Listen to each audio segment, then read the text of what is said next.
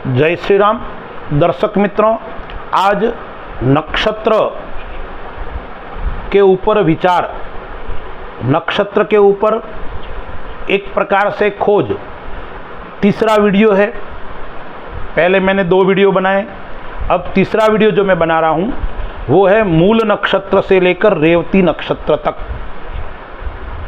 नक्षत्र से राशि का निर्माण होता है, नक्षत्र से आपकी राशि कौन सी वो पता पड़ता है। इसलिए ज्योतिष में जितना ग्रहों का महत्व है उतना ही महत्व नक्षत्र का है। 2.25 नक्षत्र को मिलाकर एक राशि का निर्माण होता है। तो आपका जन्म कौन से नक्षत्र में हुआ है, आपका स्वभाव कैसा रहेगा, आपको क्या दान करना चाहिए, उसके ऊपर हम विस्तार से चर्चा करते हैं।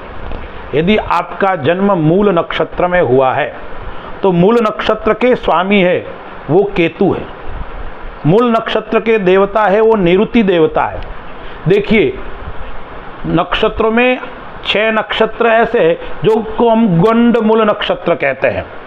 गंडमूल का मतलब यदि आपका इन 6 नक्षत्रों में जन्म हुआ है उसमें से मूल नक्षत्र भी है, यदि मूल नक्षत्र में जन्म हुआ है तो आपको नक्षत्र शांति करवानी पड़ेगी। 27 दिन से 12 दिन से उसका पूजन करना पड़ेगा, यज्ञ करवाना पड़ेगा, 27 ब्राह्मणों को भोजन करवाना पड़ेगा, 27 कुएं के पानी से उसका सिंचन और अभिषेक करना पड़ेगा। तो मूल नक्षत्र में यदि आपका जन्म हुआ है तो आप यशस्वी होंगे। समाज सेवा के अंदर आप रत रहने वाले व्यक्ति, कला और विज्ञान के अंदर रुचि और आप ज्ञाता होंगे। राजनीतिक क्षेत्र में राजनेता बनोगे, सेवा करोगे, आपकी जो नेतृत्व शक्ति है वो श्रेष्ठ होगी, उत्तम होगी। जहां आप जाओगे, जहां बैठोगे आपका प्रभाव रहेगा और संकल्प शक्ति आपकी मजबूत होगी। आपका शरीर है वो गेहूं वर्णा होगा, शरीर मध्यम कद काठी रहेगी, आपके विचार उत्तम रहेंगे, आप श्रेष्ठ विचारक भी कह सकते हैं। आध्यात्मिक क्षेत्र के अंदर अध्ययन करने की आपकी रुचि होगी, धार्मिक के अंदर आप प्रवृत्त रहेंगे, लेकिन लोभी ज़्यादा होंगे।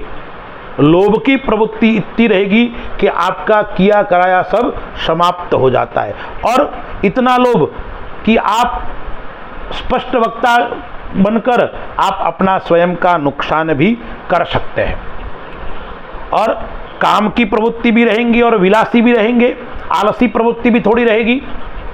लेकिन आप धन योग आपका श्रेष्ठ रहेगा, धन कमाने में आपकी प्रवृत्ति ज़्यादा रहेगी, लोभी है, ज़्यादा स्वाभाविक है, रहेगी। इसलिए यदि आपका जन्म जो मूल नक्षत्र में हुआ है तो आप साहसी भी रहेंगे और व्यवहार कुशल भी रहेंगे। ऐसे व्यक्तियों को चांदी का दान देना चाहिए, सफ़ेद वस्तु का दान देना चाहिए, कुल देवी का पूजन करना चाहिए और ध्वजा मंदिर में चढ़ानी चाहिए। यदि आपका जन्म पूर्वाषाढ़ा नक्षत्र में हुआ है तो पूर्वाषाढ़ा नक्षत्र का जो स्वामी है वो शुक्र है, देवता है वो जल देवता है।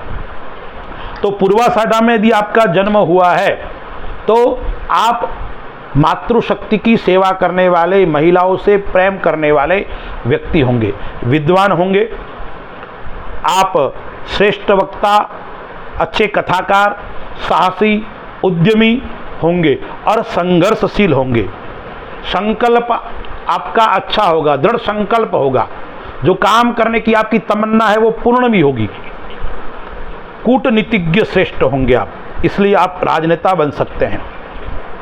कुटिलता पूर्वक कार्य नहीं करना, कूटनीतिज्ञ अलग वस्तु होती है, कैसे अपना काम निकालना, किस प्रकार से लोगों से व्यवहार बनाना, यानी श्रेष्ठ कूटनीतिज्ञ और अपने कार्य में कुशल आप होंगे। और कैसे होंगे आप? अच्छे संपादक, अच्छे संचालक, धैर्यपूर्वक कार्य करने वाले, संतोषी और सुंदर होंगे। ऐसे व्यक्तियों को गौ माता की सेवा करनी चाहिए, माता पिता की सेवा करनी चाहिए और अपने पितृओं का पूजन करना चाहिए। उसके बाद में उत्तराषाढ़ा नक्षत्र, उत्तराषाढ़ा नक्षत्र का जो स्वामी है वो सूर्य है, देवता है वो विश्वदेव है।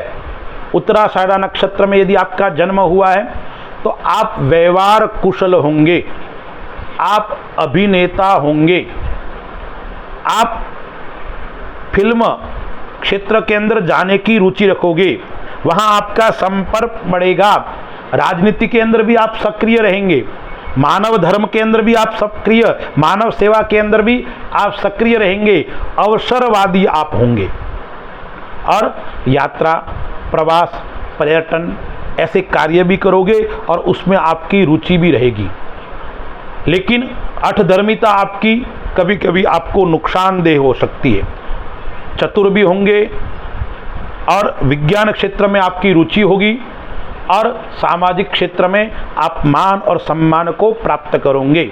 ऐसे व्यक्तियों को, गरीबों को भोजन कराना चाहिए, भोजन दान करना चाहिए, सूर्य भगवान का पूजन करना चाहिए और भगवान सूर्य नारायण को प्रातःकाल उठकर अर्घ्य प्रदान करते हुए आपको सूर्य स्तोत्र का पाठ करना चाहिए। उसके बाद में आता है श्रवण नक्षत्र। श्रवण नक्षत्र का स्वामी जो है वो चंद्रमा है। श्रवण नक्षत्र का जो देव है वो विष्णु है।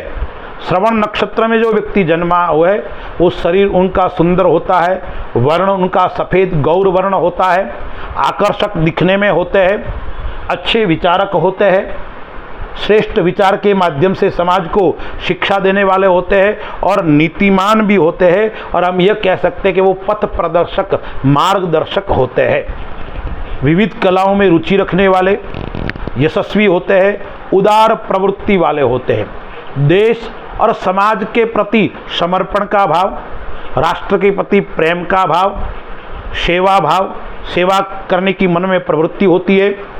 जन समाज में उसके कारण आपका मान, आप समाज के प्रति प्रिय होते हैं, समाज आपसे लगाव रखता होता है। और कभी कभी आपकी अति महत्वाकांक्षा भी आपको नुकसानदेह हो सकती है। और नेतृत्व क्षमता आपकी श्रेष्ठ और उत्तम होती है। ऐसे व्यक्तियों को श्रीफल का दान करना चाहिए। ऐसे व्यक्तियों को भगवान चंद्रमा का और शिव का पूजन करना चाहिए। उससे आपके जीवन अंदर सुख और समृद्धि की प्राप्ति होती है। अब नक्षत्र है धनिष्ठा। धनिष्ठा नक्षत्र का जो स्वामी है वो मंगल है, देवता है वो वसु है। धनिष्ठा नक्षत्र में यदि आपका जन्म हुआ है तो आप असंतोषी रहेंगे, अठ प्रवृत्ति आपकी रहेंगे और संघर्षशील रहेंगे, स्वाभिमानी रहेंगे।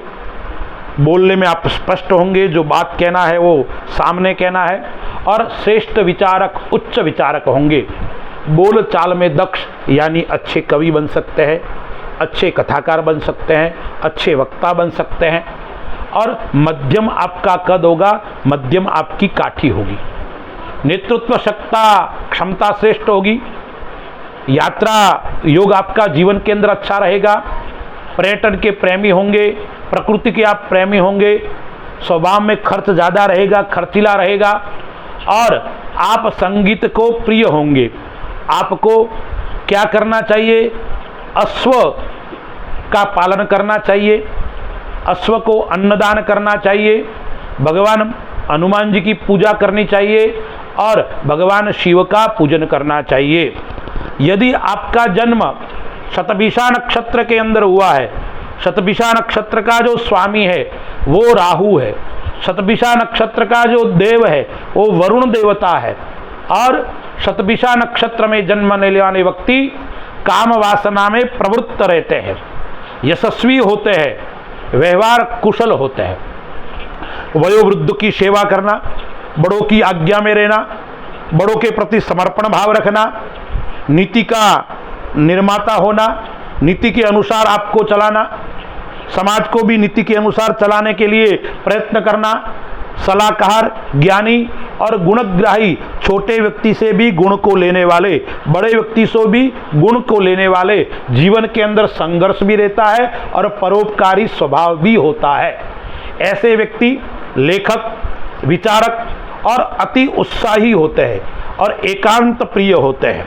एकांत में साधना करने वाले, एकांत में तपस्या करने वाले, आध्यात्मिक क्षेत्र में रुचि रखने वाले और श्रेष्ठ धन योग भी जीवन के अंदर रहता है।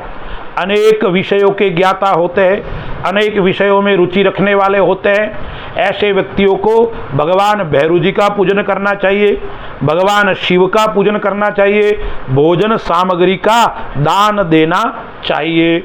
फिर आता है पूर्वा भाद्रपद नक्षत्र।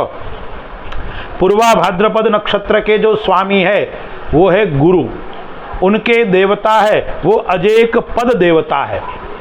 पूर्वा भाद्रपद नक्षत्र वाले व्यक्ति स्पष्ट विचार वाले होते हैं, स्पष्ट बोलने वाले होते हैं। व्यवहार उनका मध्यम रहता है, न किसी से ज़्यादा प्रीति न किसी से ज़्यादा दुश्मनी, और थोड़े थोड़े कभी असंतुष्ट भी रहते हैं। नियम के अनुसार चलने वाले लेकिन स्वभाव से लोभी और कृपण होते हैं। धनवान, संपदा युक्त, पैतृक संपत्ति का योग जीवन के अंदर अच्छा होता है और अपने कार्य को कुशलता पूर्वक, दक्षता पूर्वक करने वाले होते हैं। स्वभाव से कोमल एवं भावुक होते हैं। सौम्य प्रवृत्ति होती है, देखने में सौम्य दिखते हैं और वासना युक्त होते हैं, सुख को भोगने वाले, काम सुख को भोगने वाले। श्रेष्ठ योजना बनाने वाले होते हैं, लेकिन मन के अंदर सदैव भय, डर और कंपन उत्पन्न रहता है। ऐसे व्यक्तियों को भोजन का दान देना चाहिए, गरीबों को भोजन कराना चाहिए, विष्णु भगवान का पूजन करना चाहिए और अपने से बड़े लोगों से आशीर्वाद और उनकी सेवा करनी चाहिए। फिर आता है उत्तरा भाद्रपद नक्षत्र। उत्तरा भाद्रपद नक्षत्र है, उसके स्वामी है वो शनि है, उसके देवता है वो अहिर्बुधिन्य है। तो उत्तरा भाद्रपद नक्षत्र में व्यक्ति का जन्म हुआ है, वो लोक में प्रसिद्धि प्राप्त करता है, लोगों को प्रिय बनता है, श्रेष्ठ आयोजन करने वाला होता है, श्रेष्ठ संचालक होता है, ज्ञान और विज्ञान के माध्यम से अपने जीवन के अंदर उच्च पद प्राप्त करने वाला होता है। श्रेष्ठ कलाकार भी हम कह सकते हैं, श्रेष्ठ विचारक भी कह सकते हैं। मधुर वक्ता, मधुर वाणी और श्रेष्ठ वाणी के कारण, मधुर वाणी के कारण सभी लोगों को अपनी ओर आकर्षित करने वाला भी होता है। स्वामी भक्त होता है और स्वाभिमानी भी होता है। अच्छी राइटिंग, अच्छा लेखक, व्यवसाय के अंदर निपुण, किस प्रकार से व्यापार करना उसके अंदर निपुण रहता है। वृक्षों के प्रति प्रेम, जलाशयों के प्रति प्रेम, प्रकृति के प्रति प्रेम, प्रकृति के प्रति समर्पण होता है, लेकिन विवादों के अंदर गहरा रहता है। संग्राहक होता है। ऐसे व्यक्तियों को अन्न का दान करना चाहिए, ऐसे व्यक्तियों को धान्य का दान करना चाहिए, भगवान शनिदेव का पूजन करना चाहिए और भगवान शिव का पूजन करना चाहिए। फिर रेवती नक्षत्र। रेवती नक्षत्र का स्वामी है वो बुध है, देवता है वो प्रसन्न देवता है। और यदि आपका जन्म रेवती नक्षत्र में हुआ है तो आपका शरीर भी अच्छा होगा, आपका कद भी अच्छा होगा, आप सुधारवादी होंगे, सुधारक होंगे, समाज सुधारक, अच्छे अच्छे नियमों को पालन करने वाले और पालन कराने वाले, समाज और देश के प्रति समर्पण का भाव, प्रेम, अपनत्व, राष्ट्र के लिए जीवन अर्पण करने वाला भाव आपका होता है।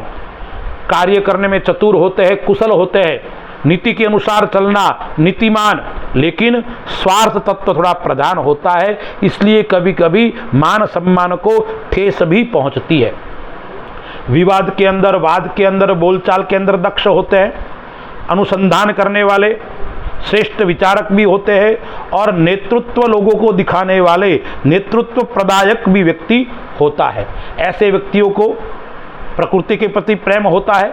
ऐसे व्यक्तियों को गणपति महाराज का पूजन करना चाहिए, गुरु का पूजन करना चाहिए, विष्णु भगवान का अर्चन करना चाहिए और शिव का पूजन करना चाहिए। यह करने से जीवन के अंदर सुख और समृद्धि की प्राप्ति होती है। अस्तु। जय श्री राम।